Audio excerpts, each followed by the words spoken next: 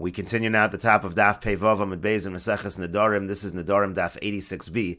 And the previous Amud, the Gemara is discussing a contradiction within Shmuel. On the one hand, Shmuel seems to say, Ein Adam Makdish Davar Shelo Bo Liolam.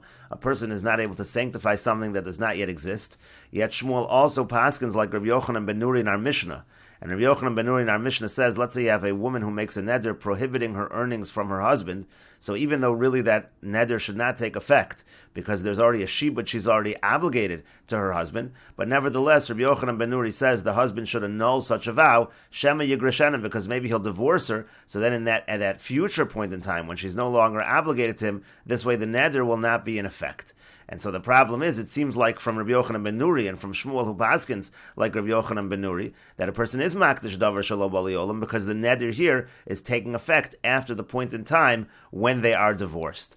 And so the Gemara now answers the contradiction as follows: Elo Amar Rav Ashi. Rather, Rav Ashi says, Shani konamos. It's different when you're talking about nedarim. Dechi kedushas haguf dami, because nedarim, that's really considered like kedushas haguf, similar to a carbon. And therefore, what the Gemara really is suggesting is that even at the time that the wife is obligated to her husband, even at that point in time, the neder can be chal, because something that is kedushas haguf can undo a shibud. It can undo that obligation that the wife has to her husband, and that follows what Rava says. It's like what Rava says. The Yamar Rava, because Rava says, hektish, chametz, v'shichur. There are three things: hektish, chametz, and shichur. Mafgiyin midei shibud. They can undo a shibud, and that's exactly what's happening over here by nedarim. Since it's considered like hektish, it's considered like kedushas haguf, it can undo this shibud. But the Gemara says, if that's the case, if so, lama li shema yigrashena. So why does Rabbi Yochanan ben Nuri say the reason why he should annul the vow is maybe he'll divorce her in the future? It has nothing to do with the future. Right now the neder can be chal because it's mafkiya, the kedushas haguf is mafkiya midei shibud. And to that the Gemara answers there are some alternate girsos, but we'll read our girsa. To that the Gemara answers, Tani va'od shema yigrashena. Rather, what it should say in the Mishnah is, furthermore, an additional reason, besides for the reason that we're giving that it's mafkin midei shibud, besides for that reason, but also, let's say we discount that reason, there's an additional reason he should annul a vow. Maybe in the future he will divorce her, and it will take effect at that point in time. And the Mefarish explains, Elo Amar Rav Ashi, rather Rav Ashi says, Liolam ba'omeres yikdashu yadai lioseim lechimis garsha. Really the case in the Mishnah is where the wife says that my hands should be sanctified in terms of what they produce, should there be a divorce in the future. Kidda taritzna le'el, as we answered earlier on the previous Amud. Udeko Amr ki Amr hachi mi mahanya, and the question over there in the previous Amud was, when she says that, is that going to be effective if we hold Ein Adam Makdish Davar Shelo Bo Liolam? If she's talking about only in the future at the time of the divorce, shouldn't that be a problem? It's not ba'olam, it doesn't exist yet. And the Gemara says, and the Gemara answered yes, really it will be effective in this case of nedarim, when she says again that my hands should be sanctified in terms of what they produce, should there be a divorce in the future. Why is it effective even if we hold Ein Adam Makdish Davar Shelo Bo Liolam? Shani konamos, the reason is because nedarim are different.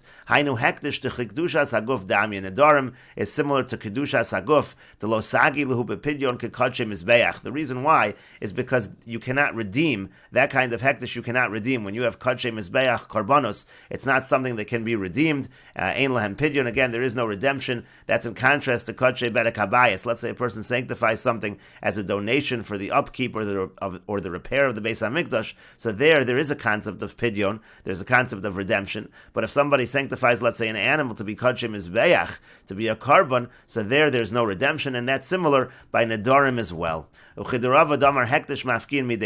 it follows Rava's principle that there are three things that undo a shibud, and that applies here. Hektish nedarim, that will undo the shibud of the husband. He has no shibud. That's why this neder is able to be chal. Uvehektish de kedushas haguf kamayri. The Mefarish explains that Rava, when he says hektish, is talking specifically about kedushas haguf. He's talking about kadshe mizbeach. And the Mefarish explains shim hayalo behema v'asa apotiki labal. Let's say at a situation, for example, a person has an animal and he makes it an apotiki labal chovu. He designates it. This is going to be used as payment for a creditor. If he then goes ahead and he sanctifies that animal, again makes it for a carbon kadshe mizbeach, so then the kedushas haguf is chal on the animal. Ve'ein lo lebal chovo shum shibud Allah, and that shibud that the bal chov, the creditor, had to be able to collect from that animal, again that was designated as apotiki to be used for collection for a creditor, it can no longer be collected by the creditor. That shibud shibud goes away with the kedushas haguf. That's the idea by hektish.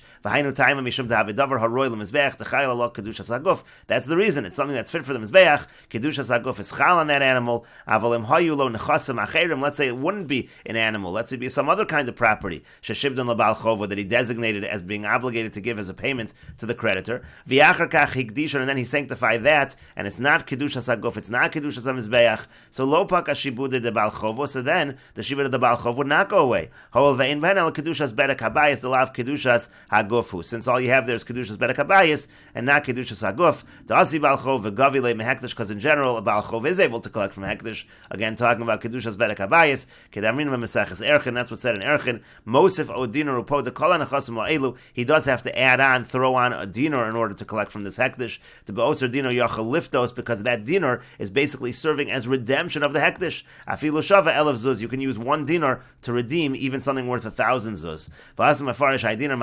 And the Gemara even explains over there what's the point of giving that dinar. Because we make a gezerah, we don't want people to think that something can just leave hektish without redemption. So we say you should use a dinar to at least do some kind of pidyon, so people shouldn't think that it just left hektish without any redemption. And the Mefarish continues, Chametz was the second item, that's mafkia midei shibud. And the Mefarish explains, Yisrael shalavim in ovid kochavim v'yasa chemtzo apotiki lovid kochavim. Same kind of case. So Yisrael borrows from a non-Jew, a Jew borrows from a non-Jew, and he designates the chametz to be given to the creditor. V'arehu b'reshuso shal Yisrael, it is in the possession of the Jew. V'yigia vav shos, and now comes Pesach time, so the 6th hour. Also Yisrael chayev Allah b'bal yiro b'bal yimotze. So at that moment already, there's an obligation of bal yiro. The Jew is not supposed to have chametz anymore. And what's really happening there is the prohibition of chametz is coming, and it's undoing the shibud of the creditor, of the non-Jewish creditor, and that's why he's considered the owner of this at this time when there's an isser to own chametz. And at that point in time, there becomes a chiyav to destroy the chametz, so the chametz undoes the shibud of the ovid kochavim. There's a prohibition now for the Jew to be the owner, and there's now a chiyav to destroy that chametz. V'chein shichur, and the third item that's mafkia midei shibud is shichur, that's freeing a slave. Asa avdo apotiki v'shichuro mafkia midei shibudo shalzel. Let's say the slave is made into an apotiki designated to be given to a creditor, but then the person goes ahead and frees the slave, so that actually undoes the shibud, and he no longer can collect that eved as his payment. That's exactly what's happening over here. This wife is undoing the shibud of the husband even before the divorce. She can undo that shibud through this neder. And so then the Gemara asked, if so, why do we even say maybe in the future there'll be a divorce? Right now it should undo the shibud. Right now the neder should be chal. Because again, the phrase in the Mishnah was maybe there will be a divorce in the future and the neder will be chal. Even if there was no divorce, it should be sanctified right now because it's mafkia from the shibud of the husband. Now the girsa of the Mefarish is as follows. Umeshani, the Gemara answers, Al mu'ar rabbanon l'shibuda de baal. These words we don't have in our Gemara. In our text, the way the Mefarish has it is that the rabbanon actually strengthen the shibud of the husband. Deloasi hekdashu mifka l'shibuda minei, because the rabbanon said, even though really technically this neder should really undo the shibud of the husband, the rabbanon strengthen the shibud of the husband, that hektish doesn't come along and undo the shibud right now, and that's why we only talk about a future time, a time of divorce, a time after the divorce that the neder will be chal. But really, technically, if the rabbanon didn't strengthen the shibud of the baal, it is true the neder would have been chal immediately right now. And the Gemara continues with the Mishnah, Nadra ishto v'savar shenadra bito, nadra bito v'savar shenadra ishto. Let's say a person's wife made a neder and he annulled it, but he thought it was actually his daughter that made the neder. Or let's say the opposite, let's say his daughter made the neder and he annulled it and he thought that it was his wife who made the neder. Or nadra b'nazir v'savar shenadra b'karban, nadra b'karban v'savar shenadra b'nazir. Let's say she made a neder to be a nazir, but he thought that she made a regular, a more standard neder. Or let's say the reverse, she made a standard neder, he thought that she made a neder to be a nazir again, and he annulled it.